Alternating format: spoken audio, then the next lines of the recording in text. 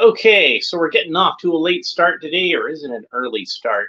It's tough to tell. Yeah, I've been working pretty much every day for the past couple of weeks, which is why the videos have been kind of sparse. And, and I haven't really gotten like a whole lot of new stuff in. So I could have been working through some of my pile of old stuff that I have over there. But I've just been like so tired. I'm just like, I'll just do something when I have something new.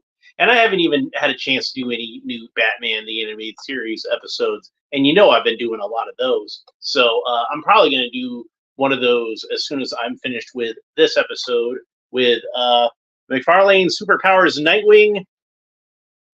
I'm going to call this one Knightfall Nightwing, even though there's not really a name for that on the package or a name at all. Because again, much like the previous Nightwing, they just kind of have the Nightwing emblem on there in place of a name.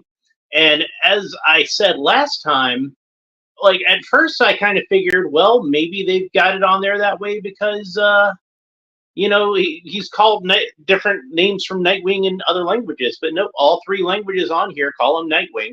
So let's go ahead and read the bio.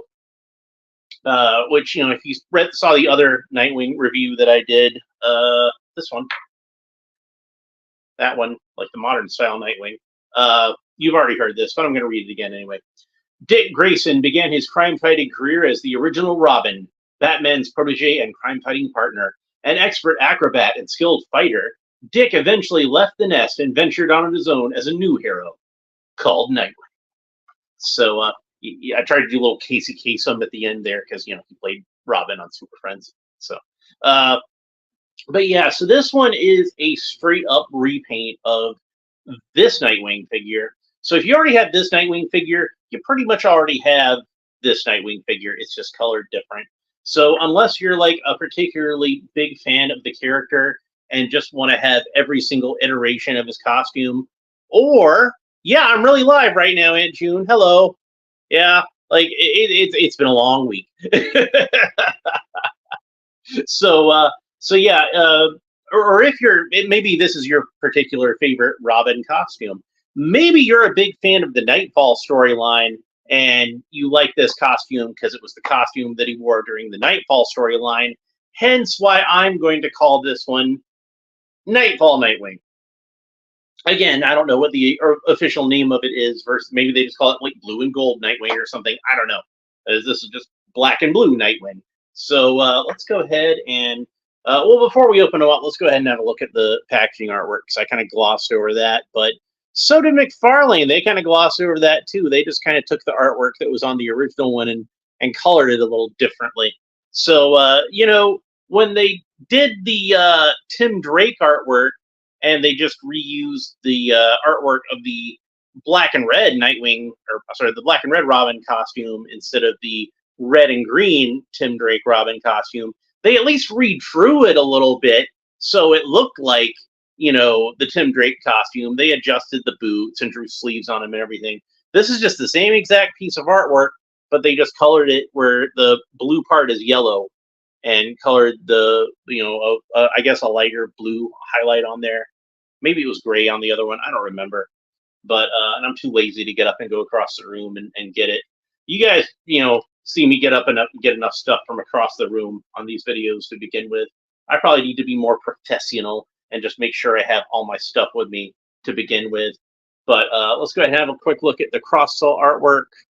Whole lot of figures on there. We've got Superman, Darkseid, Batman, Green Lantern, John Stewart, The Flash, the Batman Who Laughs, Wonder Woman, Nightwing, Deathstroke, Aquaman, Black Manta, Batman, Robin, Tim Drake, Wonder Woman, Reverse Flash, Superman, The Flash, Thomas Wayne, Batman, Robin, Tim Drake, and Nightwing. So even on the list, they don't call him anything different. He's still just called Nightwing. But I felt like I had to differentiate my video. I can't give the video the same exact title. Damon Carter, what do you think of the new Mego Nightwing coming out for the 50th anniversary figures? Well, I think it's pretty sweet. I'm looking forward to it. It's a good looking figure.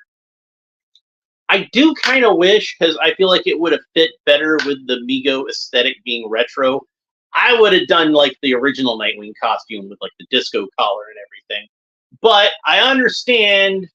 I understand why they went with this costume for the Mego figure. It makes sense. It makes sense. I'm not going to argue with it. I'm just saying I would have done it differently. But you know, they know what they want, and that's what they want, and that's probably what I think more people find recognizable. So, unfortunately, the original Mego company didn't live long enough to give us a Nightwing figure. I'm pretty sure they would have given us the Disco Nightwing figure because that would have been the first one that would have come out. So I'm going to put his nightsticks aside. I'd seen people arguing online as to what those should be called, and I'm like, you know, it's a missed opportunity. They're not called nightsticks. That's what I'm going to call them. So I'm going to compare those first of all, because we're going to compare the two figures a little bit. And they are different. You can see immediately, even over the camera, you can see the difference is that one of them has a black club, and the other one has, the first one had kind of a dark gunmetal gray. And he could hold those in his hands pretty well. We're going to see that in a second. But first, I'm going to go over the articulation, which, if you're familiar with these Superpowers figures, you know the articulation, but we're going to go over it anyway. So his head turns left to right, goes all the way around. Arms go all the way around that way. Legs go up about 90 degrees, and they go back about 90 degrees.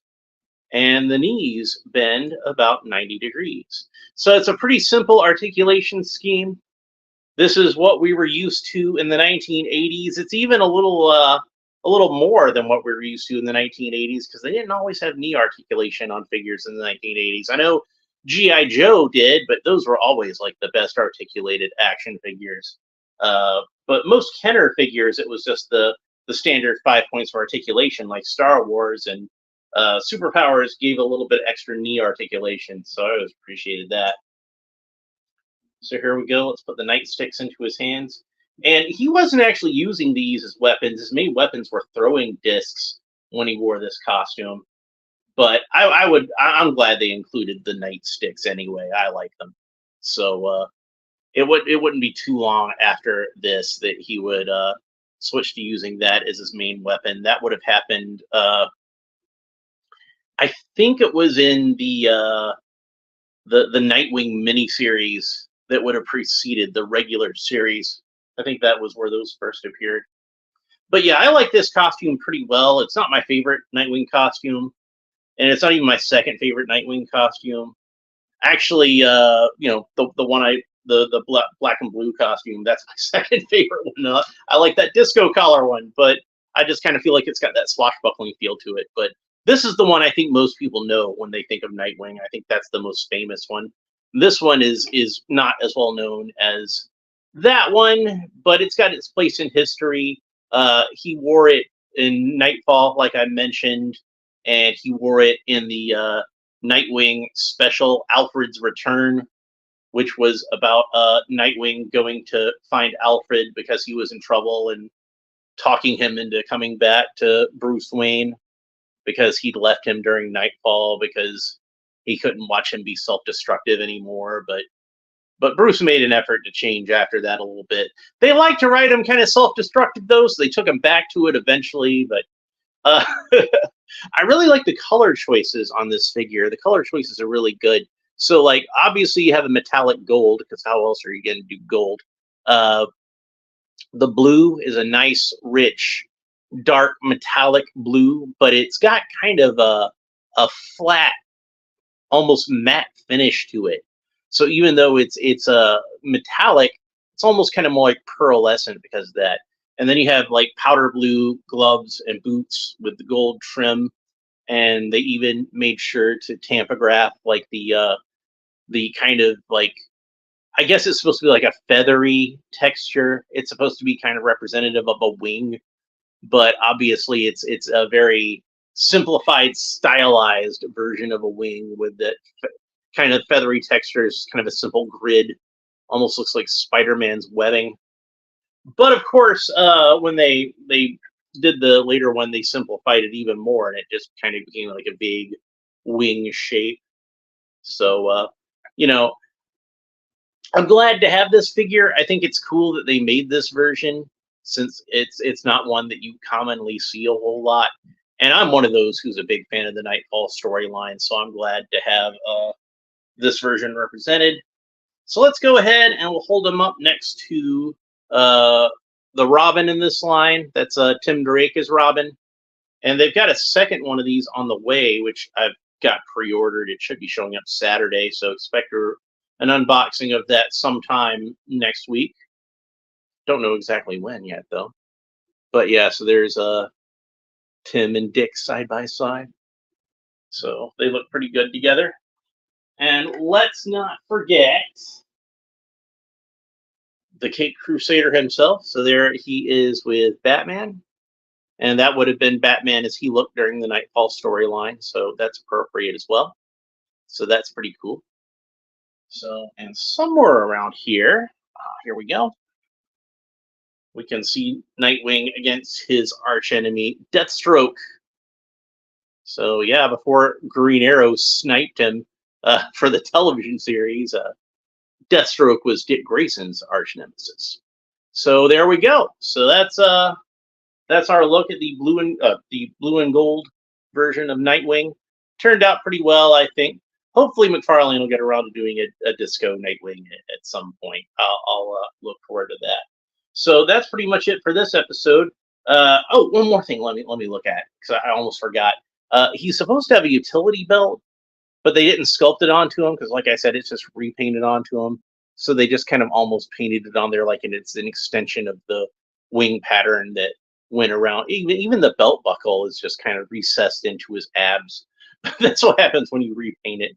Yeah, that's a really cool Batman. I like the blue and gray version tends to be my default version of Batman, and this one looks a lot like the original Superpowers figure that they put out in the 80s. It's not identical.